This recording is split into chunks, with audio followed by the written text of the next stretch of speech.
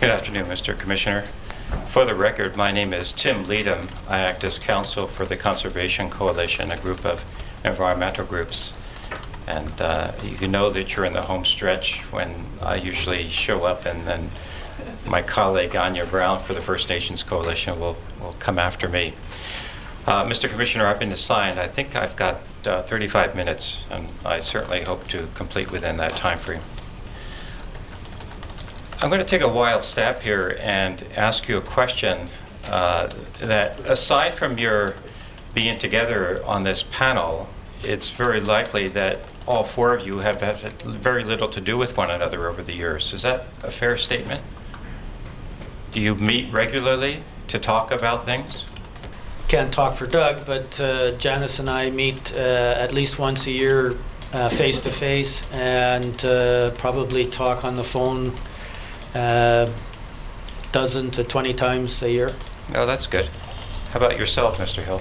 Well, I've met both the federal folks here, I don't know, probably at least 10 years ago. I don't see them all that often because the kind of work I do doesn't have me in as much contact with them as, for instance, maybe the enforcement people in their group or the people in their group that deal with permits. Do you actually have formalized meetings where you get together and discuss areas of common interest from time to time? Well, in terms of metal mining, EEM, we do have a local monitoring committee, and Bob would have been on that committee. If we have mines in the Kamloops area, then we would have been interacting that way. But generally speaking, I have very good working relationships with my provincial colleagues in different regions of the province. And if I haven't interacted so much with the Caribou or with the southern regional people, it's because there haven't been as many mines in that area. And Ms. Boyd? I was just going to add to that, because when you said that, I kind of had a flash from the past. I think we used to do it more. I mean, we certainly, with environmental effects monitoring the area I'm in, or even just the other side of the pulp and paper, we will get together, particularly if we're working on a particular mill or issue. But we used to, as agencies, I do recall times where there were gatherings where you would go through like a series of issues. I don't know if part of that might have changed with, we went through a large restructuring in the last few years, and that might have just interrupted it, but it could be something we get back to. So would you all agree that it would be a good thing for you to meet regularly in a formalized way to talk about issues of common concern with respect to the industries that you're regulating? Would that be something that would be worthwhile? Well, I think as a general statement, we can say if there are issues to meet about, then we meet, and we do have extensive discussions with each other if there are things to talk about. Okay, I'm going to move on and talk about Fraser River Sockeye, specifically with respect to the issues that bring you to this panel. And I'm going to begin my discussion by examining with you Exhibit 833 that's been marked in these proceedings. Document, it's entitled Late Run Sockeye at Risk, an overview of environmental contaminants and Fraser River salmon habitat, and it's authored by Drs. D.J. Johannesson and P.J. Ross. Are either of the federal representatives familiar with either of these two gentlemen? I know the second author. I'm not familiar with the first author. All right. Peter Ross is with Oceans Canada, I believe, and operates out of Sydney. Oceans Canada, or the Institute of Ocean Sciences. Okay. I'm going to ask you, and hopefully you've had a chance to look at this because it was one of the documents that Commission Counsel suggested that they might have you examine. If I could ask you to turn to page 21 of the document, Mr. Lund. I think it's 33 on the PDF. And there's a short discussion under the 3.3 pulp and paper mills. And I want to continue. The authors spend some time to talk about the number of mills and their locations, and then continuing on to the next page, if you can just scroll it down slowly, there's a paragraph that says all of the BC pulp mills fall under federal legislation, which does not allow the release of acutely toxic effluent, and more recently has severely restricted allowable dioxin and furan releases. And we talked a bit about that earlier in your evidence. And then it goes after the bulleted items about all of the good things that have happened as a result of regulation to the pulp and paper industry. It says, despite these significant improvements, there are still concerns about contaminants in pulp mill effluent. It goes on to say the general toxicity test of the effluent is for acute toxicity only and does not test for sublethal effects or chronic exposures. So let me just stop there. This paper was authored in 2002. Has that changed considerably since that time, Ms. Boyd? I guess the short of it is we had sublethal toxicity testing in the environmental effects monitoring program from the start of when the EEM was introduced in 1992. So we have had sublethal toxicity testing in pulp mills since then. So there's some, but not generally speaking a lot, is there? Twice a year, 3 tests, plus the 2 acute tests in the... The authors of this paper go on to suggest that while a number of water quality parameters are improved by the changes and a number of well-known contaminants are significantly removed, there are a large number of contaminants which are of more recent concern, and their response to mill procedure changes is not well understood. And then they go on to talk about endocrine disruption as one of the major known sublethal effects of pulp mill effluent, and may result from a combination of endocrine disrupting compounds in the effluent, such as natural plant hormones, heavy metals, chlorinated compounds, and surfactants, such as the alkyl phenol ethoxylates. Do you agree with that statement, Ms. Boyd or Mr. Hagan or any member of the panel? I guess... Your microphone, please. Sorry, I put it the wrong way. Keep hitting it.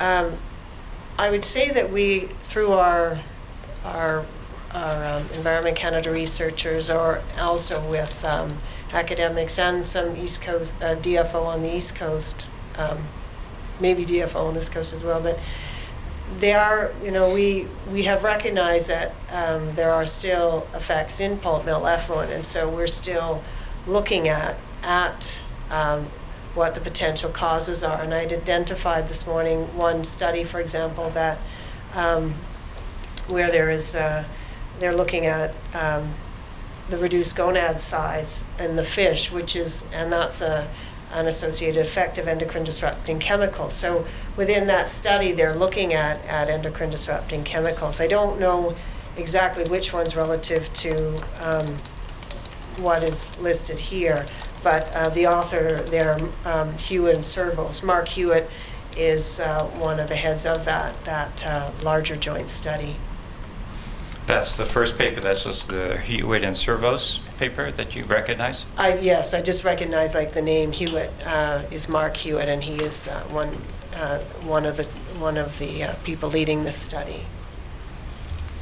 So it goes on to say that research has demonstrated a decline in the concentrations of a large number of endocrine disruptor compounds after secondary treatment of the pulp mill effluent.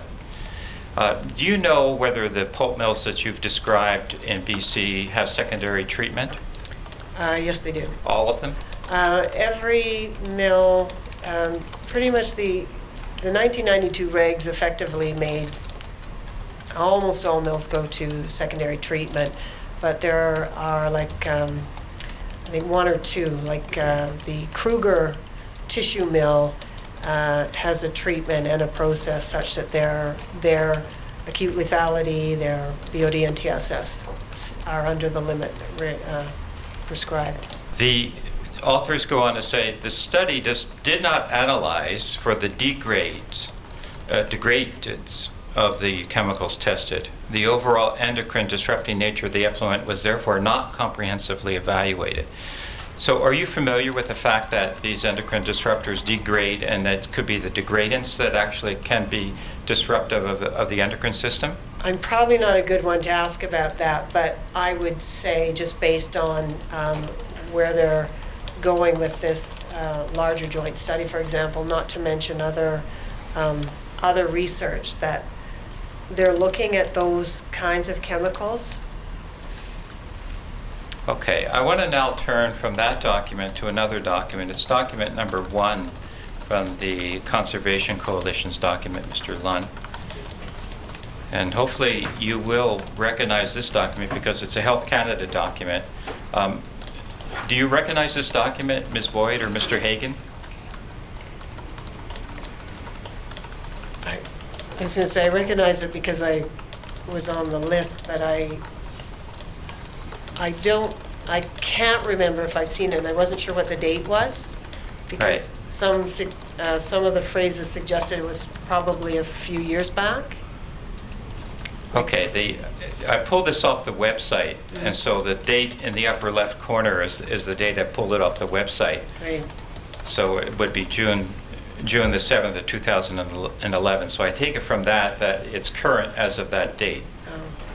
I can't I'm just trying to remember where I read that it suggested, like, recently regulations in place, and our pulp mill and our PPR and 2 CEPA regs were in place in 1992. So that's what my thinking, and again, I can't tell if I've seen it before, but if I have, it would have been a long time ago. So that's why I'm just thinking it might have been an older document. Okay. I don't know. Well, let's see what we can draw from the document. If I could ask you, through the benefit of Mr. Lunn, to examine page 20 out of 27, Mr. Lunn. There's a heading 4.9.2, chronic effects. And I find these words: unlike acute lethality, chronic toxicity normally does not result in the immediate death of an organism upon exposure to a pollutant. And then it carries on, and there's a general discussion about chronic effects. It says chronic effects typically develop after continuous long-term exposure to low doses of toxic material. In many instances, the effects of a pollutant may exert on the individual organism, though subtle, may be important to the continuance of the species, for example, reproduction, growth, or survival. Do you agree with that statement generally, Ms. Boyd or Mr. Hagan? Just a general statement about chronic effects? I'm just reading over what you said just here.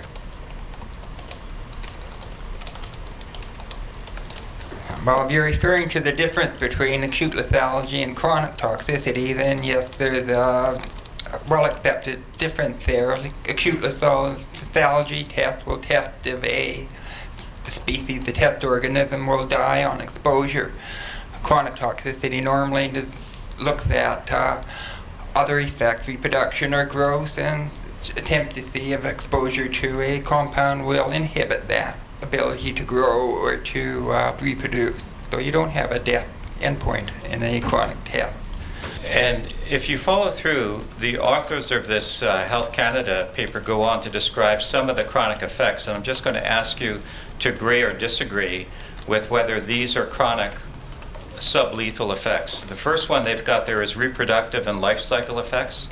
Is that something that you recognize as a chronic effect or potential chronic effect caused by effluent from a pulp mill? And generally speaking, if you're talking about an inhibition of some life stage or an effect on growth, an effect on reproduction, then that's a chronic effect, yes. Right. And then carrying on in the paper, the next bold heading is biochemical and physiological changes.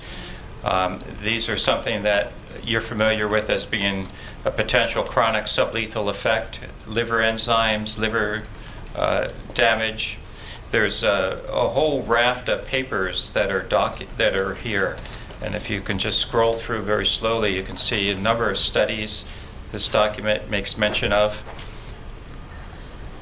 So would you agree that physiological and biochemical effects or potentially sublethal effects and chronic effects that may be found from pulp mill effluent? You want to say something? Well, I guess I was actually trying to look for where the references were, but I guess it's only on mine. But I guess the short of it is, I mean, we recognize, for example, in the environmental effects monitoring that we've been doing, that we have seen effects. I guess you'd call it chronic in that I was going to debate the word chronic, because the point is that we have identified effects. We're now looking towards identifying the cause and solution. So in that sense, I wouldn't say they're necessarily chronic, because we're working towards a solution. So I would shift.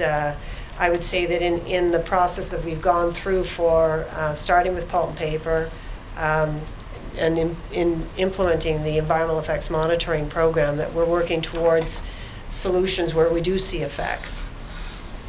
So, All right. Well, certainly it's chronic from the aspect of the fish, would it not be? It's a chronic effect upon the fish. It's something that happens over the course of time. That's what I would take to be the genesis of the word chronic. That's true, but and then if you're fixing them, then you're coming away from that, right?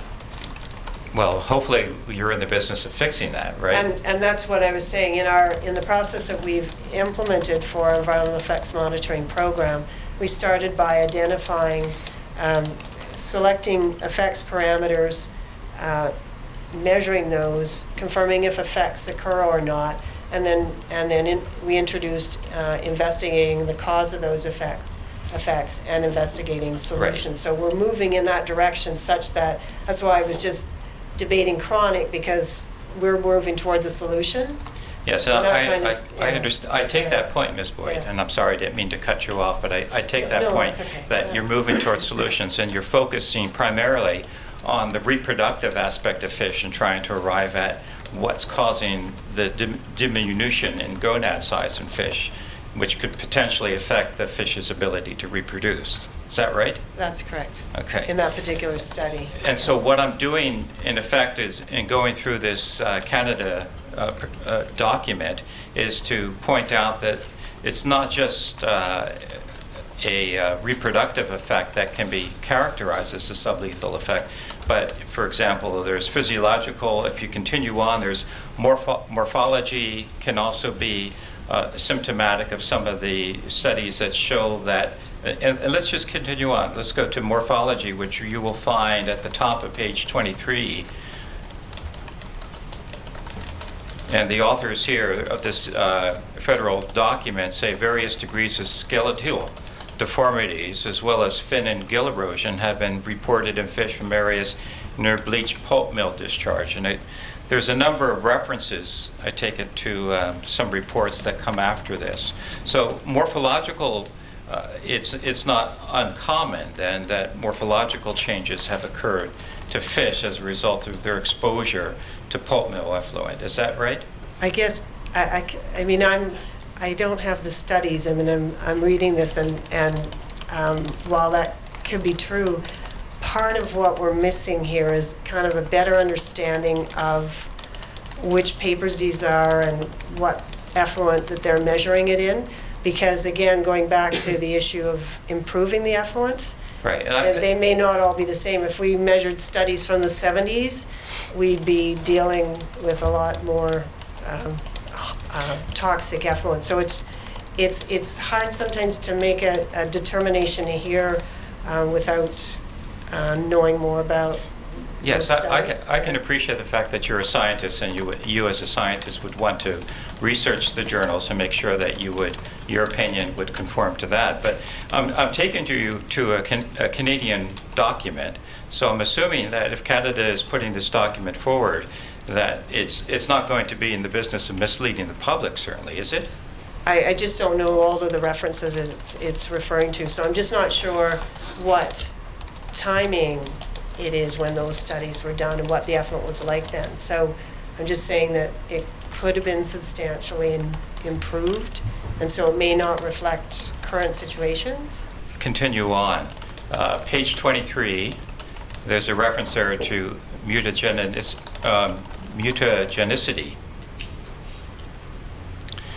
And it says bleach pulp mill effluents have been found to be mutagenic using standard tests. Now, I'm going to take you to a specific test which is document 3 of the Conservation Coalition's document. It's also document 28, I believe, of the Commission Council's documents. So this is a document entitled Genetic Toxicity of Pulp Mill Effluents on Juvenile Chinook Salmon using Flow Cytometry. Are any of you familiar with this report? Have you read it before you came to testify today? Yes, I have. So just looking at the abstract, I'm not going to take you through the report in any depth, but looking at the abstract, it looks as though there was a study done by Dr. Easton. Are you familiar with Dr. Easton at all and his work? Yes, I am. And I did read it at the time that it came out. Yes. And he's a scientist of some report and renowned, is he not? Yes. And you're not going to Dr. quarrel, you Krasinski. won't quarrel with the findings in this report, will you? I may have an opinion on it. All right. And I'll get to your opinion on it in a moment. In terms of Dr. Easton's reputation, I mean, he's not here to defend himself, but you're not going to take issue with it. I don't. No. And I don't really have trouble with the paper either, other than to put it in proper context. All right, and I'll allow you to do that as soon as I get it marked as an exhibit. And I'm minded, Mr. Commissioner, that I forgot to mark the last one as well. So if we can mark my document number 1 as the first exhibit that needs marking, Mr. Registrar. Yes, that we marked as 1004. And this particular document written by Mr. Easton is as the next exhibit after that one. 1042. Thank you. So, Ms. Boyd, if I'll now allow you to express your opinion, because I think I'm obliged to do that. I guess I just wanted to make sure that this was put in proper context. This paper is about a method more so than looking at, for example, the results of genetic toxicity in pulp mill effluents. It's trying to assess this method. This was the first time that they had actually used a method, the flow cytometry, on fish. It had previously been used on rats and some other animals. So that's what I think, as the study is done and looking at it as a potential tool, it was done well in that regard. There are some statements that I would, I guess, that aren't supported in there. For example, where it indicates in there that the effluents that they tested in this test are found in the river, and there was no evidence in the report itself that occurs. And from the information I have seen on the river, I haven't seen those concentrations, for example, 8 and 16%. But the study did look like it had good potential for that to be a method, but then that was the first stage. It still has to go through further stages of research to get to a point where it could be used as a tool, because it was raised as a potential tool for environmental effects monitoring, but it wasn't ready for us to be able to use in a way to be able to say, okay, well, what exactly does that mean? When we have our parameters for measuring our fish in the Standard Fish Survey, we measure age, growth or size at age, condition, liver, and gonad. And we have a way of looking at that pattern to determine ultimately what type of effect do we have. Whereas in this flow cytometry, in this method, it was more about development, and it doesn't tell us exactly how we would apply that to what that indicator means in the end. There's a lot of studies that come up with indicators because somebody is trying to find a good tool that you can use, that you can measure on a frequent basis. And it's a great concept, but it just needed to go further. So I guess what would be more interesting, it would be the papers that came after this that would have taken it to those steps, and I don't know if it's gone there.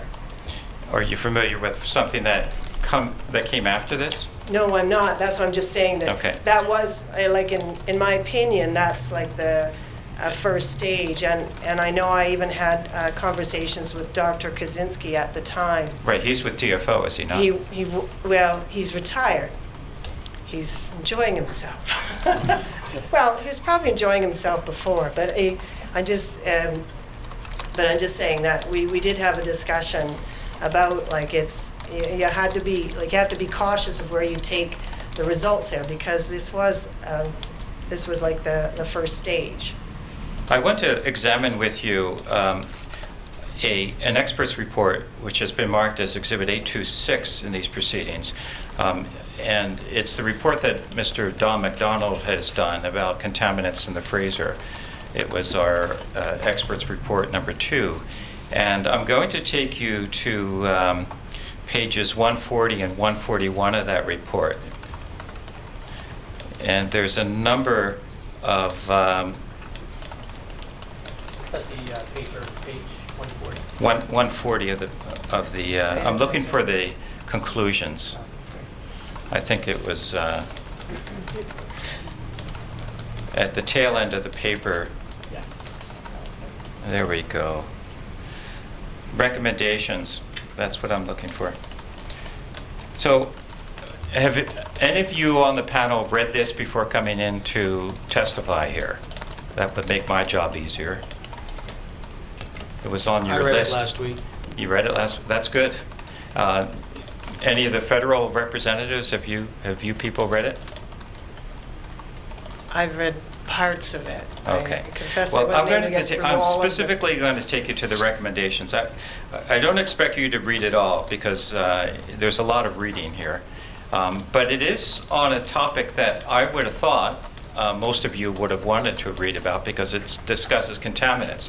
And your field is contaminants in the Fraser system, or contaminants generally in the province, is it not? I'm getting blank stares. Well, Yeah. go ahead. Just agreeing with him. Oh. Well, let's start with you, Mr. Grace. You seem to Sure. be... The contaminants in the Fraser is something that obviously concerns you, correct? Sure. All right. Although I look more at the Thompson. Yes, I understand. Yeah. Let's look at some of the recommendations here. Because Mr. McDonald, after studying specifically the sockeye and the contaminants in the Fraser with regard to sockeye, has made some recommendations. And the first one he says is effluent monitoring programs for all industrial sectors should be reviewed and evaluated to determine if they provide the necessary and sufficient data to characterize effluents and evaluate effects on aquatic ecosystems. The results of such monitoring programs should be compiled in a single database that is publicly accessible. Do any of you on the panel have any reaction to that? Does that sound to you like something that is eminently sensible? Yeah, I think reviewing the monitoring reports or the monitoring programs makes sense, and it's something we do. Right, and having these readily accessible in a single database, is that also something that would be of similar use, Mr. Hill? I don't know. We make use of the data that's in the provincial EMS system, and I don't know how that might affect other people. I get the sense that Canada, you've got a database, and BC has a database, but somehow the databases aren't talking to one another. Is that true? The databases may not, but I know I have access to the Environment Canada database Right. and download data on occasion. Is there a lot of sharing amongst the databases between the two groups, between the province and the federal government? Do you have free access to those databases? Already answered. I think part of the issue is none of us here are database experts. There's other people in our organization that look after those matters, so hence the blank stares. Okay, you're like me. You trust somebody else to do the technology for you or the IT stuff, right? I was Okay. going to say, it's certainly a good idea. Okay. It is a hurdle getting to a database, and I would just kind of stress that if you can convince, I found over the years that you can get a database developed, and but it's sometimes difficult to maintain that database and ensure that the resources are put to that. So I think it's a great idea to be able to to have data publicly accessible, but it would be a definite challenge to try and put all of it together in one database. All right, I think my time is up, Oh. so I'm going to have to cede the floor, but I thank you for your answers to my questions.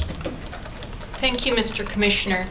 My name is Anya Brown, and with me is Kennedy Barobe, law student, and we're here today on behalf of the First Nations Coalition. The First Nations Coalition is made up of some of the tribes from the Fraser River, some Fraser River Aboriginal fishing organizations, the Council of Haida Nation, and also some of the Douglas Treaty Nations. So in the remaining minutes, I'll start out, Ms. Boyd, by taking you back to your evidence of this morning. And you spoke of a local monitoring committee and indicated that the people or the groups that sit on such committees depends on the particular mill at issue, but can include First Nations and non-governmental organizations. And my question is whether you're able to provide a specific example of such a committee on the Fraser River. There isn't on the Fraser. We just have the Upper Fraser Mills, which work as one group, and then Domtar, which EEM is linked to it, and we do have this Thompson River monitoring group. So there is, I guess, a link to the EEM program for a mill on the Fraser with Aboriginal. Right, and Mr. Grace, you spoke about the Thompson River group. So is that an example of a local monitoring committee? It's sort of incorporated the local monitoring committee, but it's above and beyond what typically goes for just the pulp mill. It includes representatives from, well, because of the municipal sewage side of it and the rest. So speaking then on the committee that you've been involved in, what sorts of input would you receive, or would the committee receive, by the various First Nations participants? At this point, it's mostly access to their sites that we sample at. The main participant would be the Kamloops Indian Band because of their proposal to put in a sewage treatment plant. But that hasn't gone ahead. But certainly, when that does go ahead, then they would become an active partner as far as incorporating their voluntarily incorporating their monitoring program into the entire partnership program. So does the Kamloops Indian Band have its own monitoring program in place that provides some contribution to the committee? Not at present. All right. And is that something that's being discussed? Yes. And does the Kamloops Indian Band or any of the other First Nations participants in that committee provide any feedback with respect to concerns that they have on the effect of pulp and paper mills on sockeye salmon? Well, they can present any of their concerns. I don't know if they've had any specifically with sockeye salmon, but at our annual meetings, they're invited and they can have input at that point. What's the next level? The input that's provided to the committee, who does that go to for consideration? From a legislative point of view, it would, if it's impacting the provincial permit, then we would deal with it. If it was going to affect the federal EEM monitoring, then Janice would deal with it. Ms. Boyd, this morning you talked about the Smart Regulation Initiative. Is that a national, or was that a national initiative? Yes, it was. It was. The point was anyone could put a reg forward to try and make it more effective, and so the EEM was put forward as to do that. And previously there had been one for pulp and paper air emissions. And do you know if there was any BC input to that initiative? I don't believe so, other than like from the regions. We got requests for providing some information. So that would be the BC input from BC, but not provincially that I know of. I'm just trying to remember in the list of people in the front if there was any kind of provincial. I don't think so, but I just have to look in that front cover of the SMART regulation document. All right, I'll just move on in the interest of time. Mr. Lund, could you please turn up Exhibit 1033? And if we could go to Roman numeral 7, which is the list of recommendations. And Mr. Hagan, you'll recall that you were asked some questions this morning with respect to some of those recommendations. And my question is on recommendation 34, which is a recommendation that communications between all stakeholders involved in the EEM should continue beyond the mandate of the metal mining EEM team, that it should include annual stakeholder meetings or workshops to get an update, to discuss new science and other issues as they arise. And my question to Mr. Hagan or to anyone on the panel that might be able to answer this is whether recommendation 34 has been implemented. Yes, I can answer that. Recommendation 34 is one of those recommendations which we see as one that we can be implementing as we go along by making changes to our practices and ensuring that the spirit of the recommendation is followed.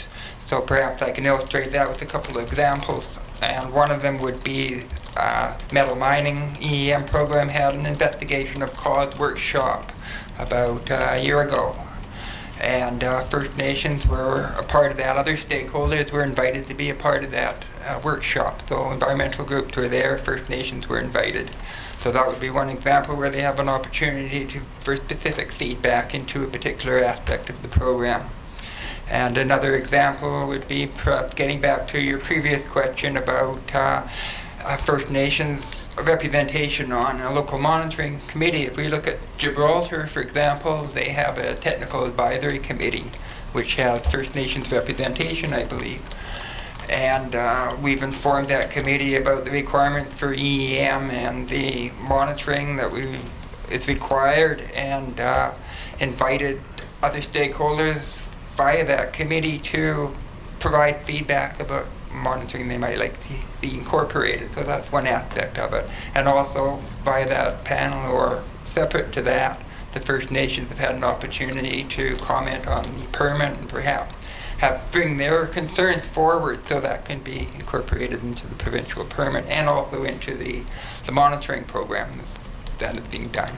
And the idea here is that we would try to do the best of our ability to harmonize so that all stakeholders have concerns that require environmental monitoring, federal requirements are met, provincial requirements are met, and any other significant concerns that other stakeholders may have can also be addressed in that program. So that would be a good example of that. Right, and would you agree that such collaboration between various stakeholders and also First Nations is not only an opportunity to provide input, but also an opportunity to share different sorts of expertise? Yes, and qualifier there is when we do invite other representatives to the table for a local monitoring committee, whether it be an environmental group or a First Nations, we ask that it is technical input. So there is that aspect of it.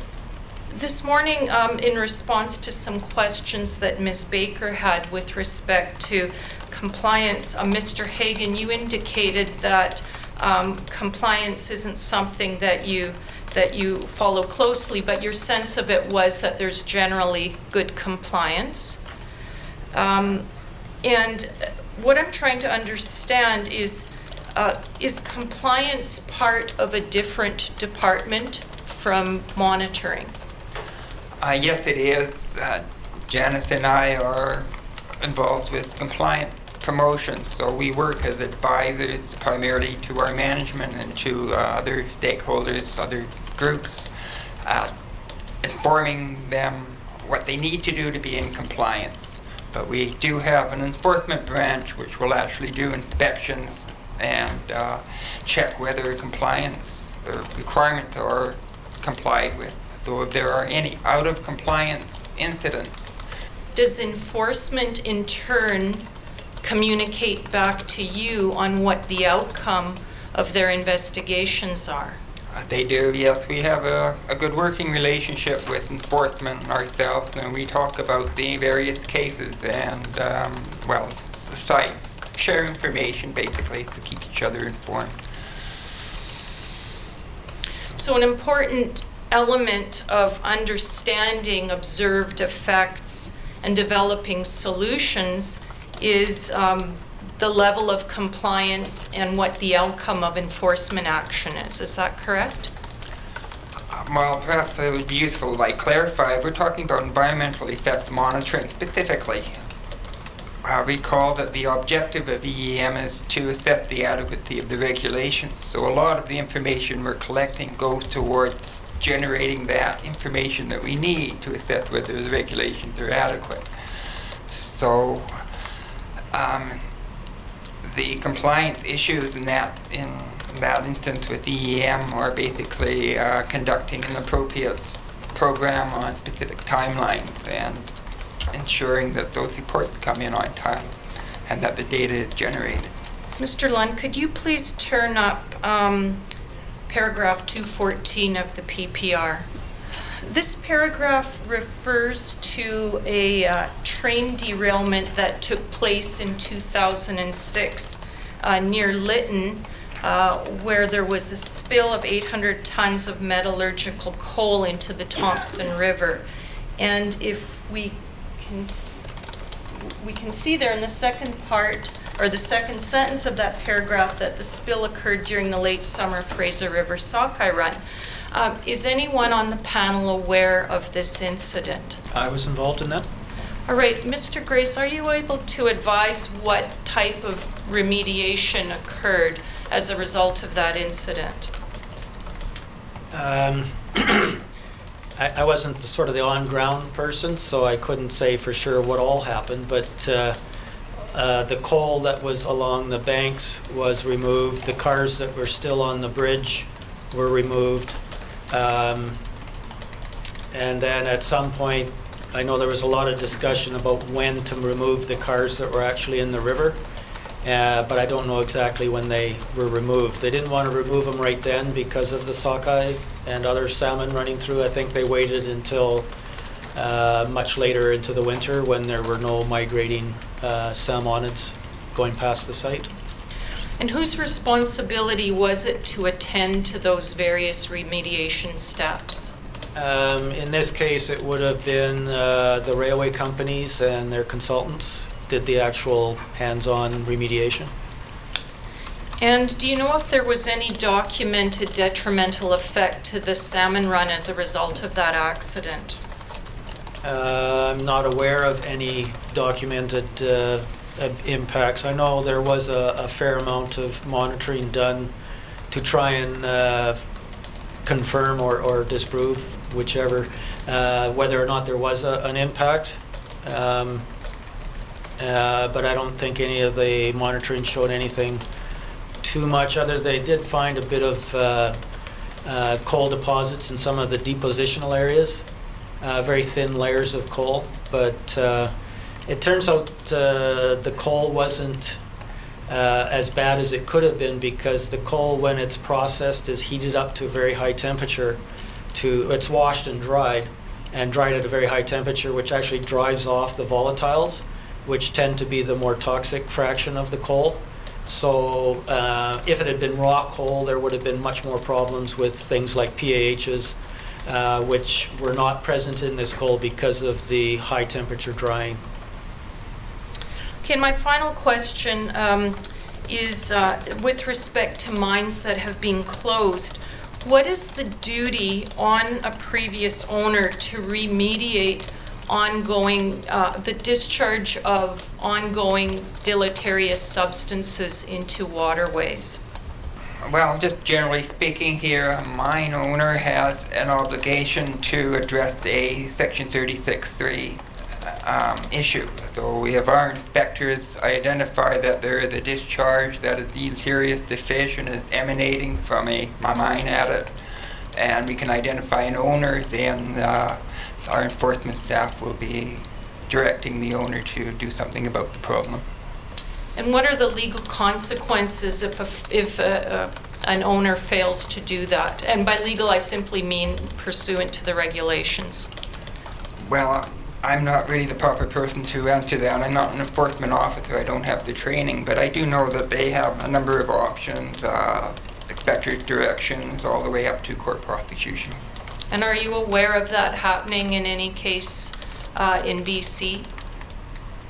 Currently, we have an inspector's direction regarding the Tulsiquah mine, Tulsiquah Chief, which is not in the Fraser Basin. And that is probably the highest profile ongoing inspector's direction that I'm aware of. I do know that there are other inspections going on, but I'm not familiar with the cases. Thank you. Those are my questions. One question of re-exam. I don't know if Canada has any as well. One short question. If Mr. Lund, if we could go to Exhibit 1027, and Ms. Boyd, you'd been asked about the SMART regulation and whether there had been any input from other stakeholders in it, and you asked to see this document. And I think if we could look at page 2, if you could summarize the input. Oh. I mean, and yeah, I did take a quick look, so I think thank page you. 2 and then 2 and 3 talks about, is that what you needed to see? Yeah, I think what I was looking for was the list of participants that are listed there, the Privy Council. So there's industry. The Privy Council, I think, was driving this initiative, and that's their presence. Environmental group, Pictou Harbour, and DFO. The Aboriginal representation was Chiefs of Ontario. So I guess the answer was no, there wasn't provincial representation on this at all. And if we could just turn to page 3 at the top. And it looks like Saskatchewan and Alberta were consulted. Yes, and they are under the regulation. They are the regional authorization officer under the pulp and paper regulations is Saskatchewan and Alberta, as opposed to our regional director of environmental protection operations, which is the authorization officer for the rest of the provinces. Thank you. Those are all my questions. I have no re-examination actually, so we're finished for the day. It sounds like the city's on a boil out there. So Ms. Baker, I wonder if I could just ask this. Mr. Leadham, at the end of his cross-examination, if Mr. Lund could bring up Exhibit 826. And Mr. Leadham had turned up the recommendations that exist within that lengthy report. And obviously these witnesses may have had access to this report prior to today, but it is a lengthy report, and they may not have had a reasonable opportunity to really have a close look at it. Mr. Leadham was interested in their response to some, at least recommendation 1, but perhaps he was going to go on had he had time to the other recommendations.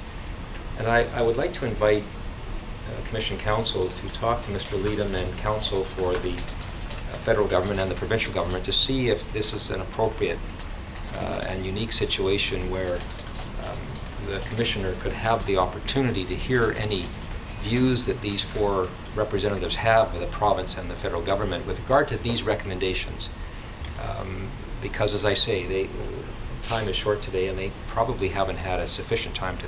Now, they may not be, at the end of the day, the persons who could respond to all of these recommendations, but I would simply invite the 4 of you to have a word to see if we could not elicit that information from them to the extent that they can do it, and then put that on the record so that we have their response to these recommendations, I say, to the extent that they're able to provide that response. Thank you. I'll talk to my friends after the break. I would be grateful for that. Thank you very much. And thank you, Mr. Lehman. Thank you to the witnesses for showing up today and giving their... Thank you, Ms. Baker, to you, and I want to express appreciation to the four of you for coming here today and answering questions and making us aware of your knowledge about these matters. Thank you all very much. We're adjourned there until 10 o'clock tomorrow morning, is that correct? Yes. That's correct. Thank you. Hearing is now adjourned till 10 o'clock tomorrow morning.